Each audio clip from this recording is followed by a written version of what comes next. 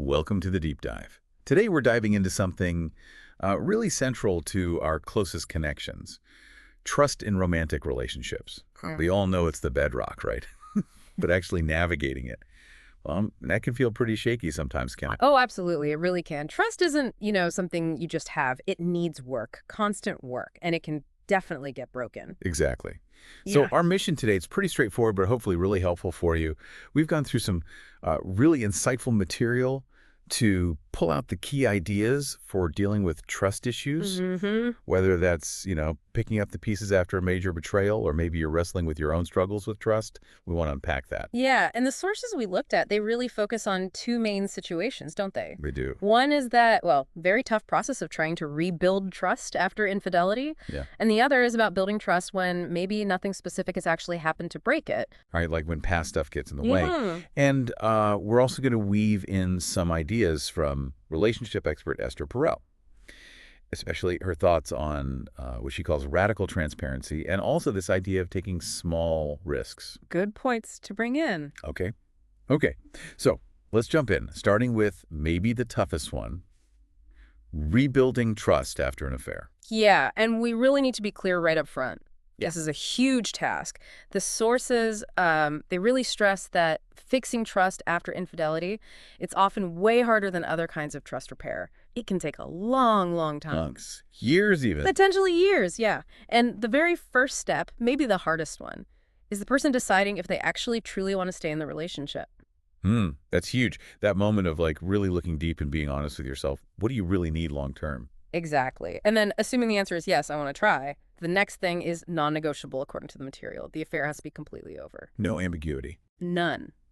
All contact cut off.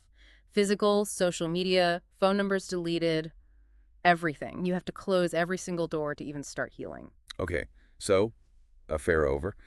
Then comes the, well, often painful bit, understanding why it happened. But the sources make a really important point here, pulling from peril again, Right. It's less about digging into every single sort of graphic detail. which can be re-traumatizing. Exactly. It's more about getting to the underlying reasons. What were the issues in the relationship? Unmet needs, communication breakdowns, maybe individual stuff, insecurities. So understanding the meaning behind it, as Peril puts it, that seems much more productive than just the what happened. Way more valuable, usually. It helps you understand the dynamics, not just who's to blame. That makes sense.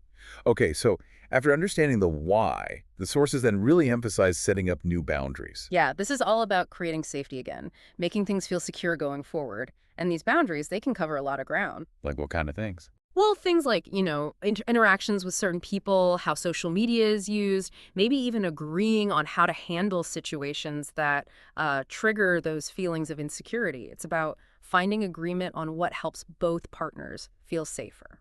Got it. And tied into that is rebuilding intimacy. But interestingly, the sources suggest focusing on the emotional side first. Yes, exactly.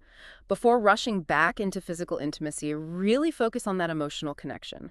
Quality time, real conversations, sharing things, rebuilding that feeling of being seen and understood. That foundation needs to be solid first. Absolutely. And for the person who broke the trust, hmm consistent behavior, that seems absolutely critical. Paramount. It's not enough to just say sorry anymore. It's about showing commitment, showing real remorse through actions, day in, day out, reliably. That consistency over time is what slowly rebuilds that safety net for the partner who is hurt. They need to see it. Tangible proof of change. And finally, on this path after infidelity, there's forgiveness. The sources are pretty clear here. It's not forgetting, it's not saying it was okay. No, not at all. It's more of a choice, really. A choice to let go of the resentment for your own sake and maybe for the relationship's future. Releasing that burden. Yeah. And this is where that idea of radical transparency comes in, which you mentioned earlier from Peril. The sources explain it as the partner who is unfaithful being completely open. Answering questions honestly, even sharing things proactively. Exactly. Without waiting to be asked. The idea is to get rid of those hidden bits that keep eating away at trust. And the benefits. The sources seem to suggest it helps rebuild trust, gives closure, clears the air. Demonstrates commitment, yeah. Lays the groundwork for actual healing. But, and this is a really key point, also drawing from Peril radical transparency doesn't mean just dumping every single painful detail. Okay, so there's a balance. A critical balance. Yeah. You need honesty, yes, but you have to avoid just overwhelming the other person with information that's maybe just too much, too graphic, and actually stops the healing. So it's a careful line to walk. Enough information for understanding, but not so much it causes more irreparable damage. Right. And the sources suggest it should be gradual, respecting the pace of the person who was hurt. It's not a one-off confession. It's an ongoing commitment to openness. And keeping the focus on the why and the impact, rather than just a play-by-play. Precisely. And honestly, this often needs a therapist to help navigate. Radical transparency is powerful, but yeah, it's definitely not simple. Okay, that gives a really good picture of the road back after infidelity. But what about those other situations where maybe there wasn't an affair, but trust is still shaky?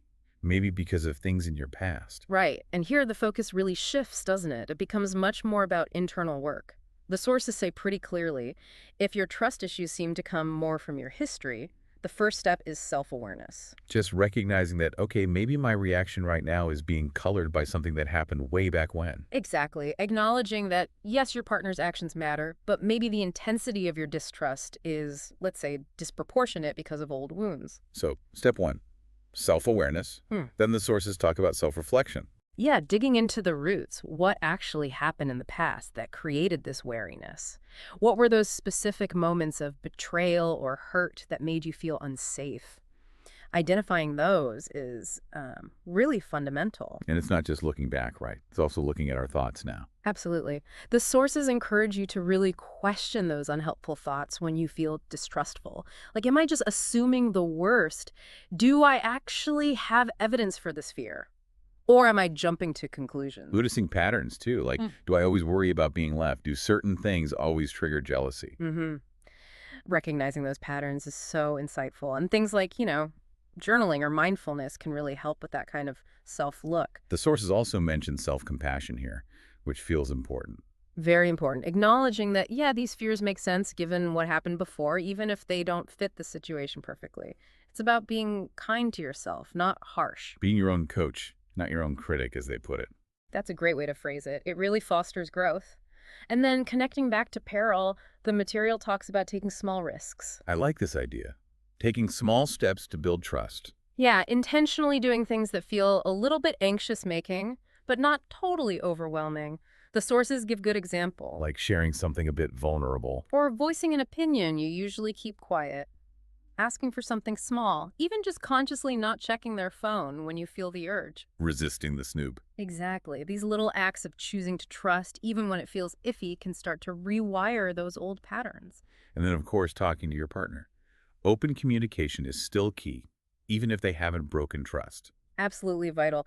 And the sources give practical tips. Use I statements. I feel worried when, not you make me worried when. Focus on your experience, not blame. Right. And really try to listen to their side, too. Approach it as, okay, how can we figure this out together? Creating that safe space to share vulnerabilities. And the sources also touch on attachment styles, cultivating a more secure one. Yeah, that's often a longer journey. It involves learning more about attachment, that self-awareness we talked about, and sometimes therapy really helps there. And forgiveness comes up again, but maybe aimed at people from the past. Exactly. Again, not condoning what they did, but releasing the grip those past hurts have on you now. Letting go of that baggage so it doesn't poison the present. Reframing the story, letting go of the negative feelings, forgiving yourself, forgiving others, it's all part of moving forward. And trying not to let those past things define who you are today.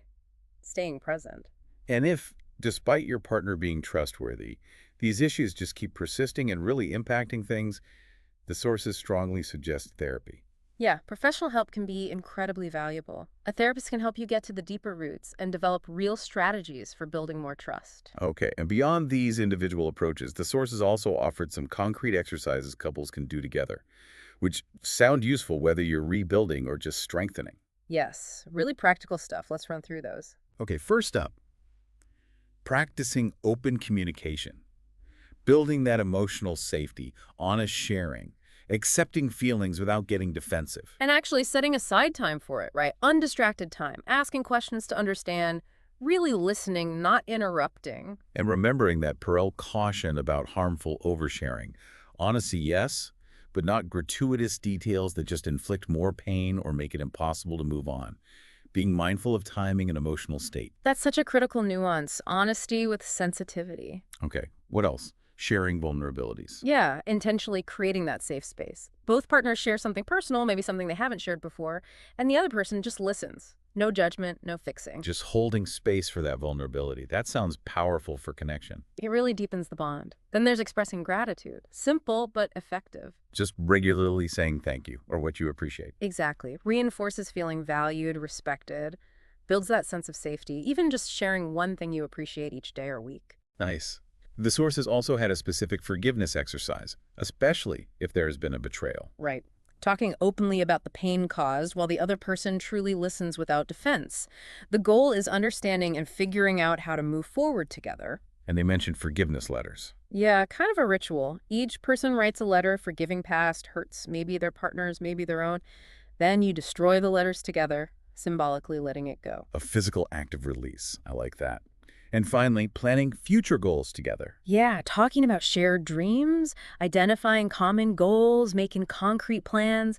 It shows commitment to a future together, which builds trust in that shared vision. Okay, so let's try and pull the key threads together here. Hmm. To recap, if you're on that tough road of rebuilding after infidelity, the absolute musts are deciding to stay, making sure the affair is totally over, understanding the why carefully, setting new boundaries, focusing on emotional intimacy first, consistent, trustworthy actions over time, and that personal journey of forgiveness.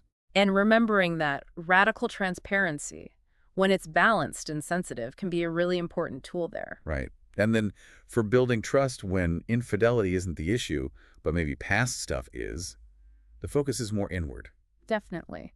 Cultivating self-awareness about past influences, self-reflection on roots and negative thoughts, self-compassion, taking those small risks to trust more, open, I-statement communication. Working towards secure attachment, forgiving past hurts, and maybe getting therapy if needed. Exactly. That covers the main internal work. And then those couple exercises we just talked about, open communication, sharing vulnerability, gratitude, forgiveness practices like the letters, and planning the future. Those are actionable things you could do together. Yeah, concrete ways to actively strengthen things. Okay. So as we wrap up this deep dive, there was that really striking metaphor in the sources from Esther Perel, the broken plate. Yes, you can glue it back together, right? And the cracks might still show, but it can still function, still hold things. But sometimes, maybe it's just shattered too badly to be put back together meaningfully. Right. But then there's also that Japanese art, kintsugi. When they mend broken pottery with gold. Exactly. Not hiding the breaks, but highlighting them, making them part of the object's history and beauty, creating something new, maybe even stronger or more interesting because of the breaks. That's a powerful image. So maybe the question for you listening is the trust in your relationship, if it's broken, can it be mended like that plate, maybe even transformed kintsugi style into something new and resilient? Or is the healthier path ultimately separation, letting go for your own well-being? That's a big question, and really only you can answer it for your situation. Something to definitely reflect on. Thank you for joining us for this deep dive today.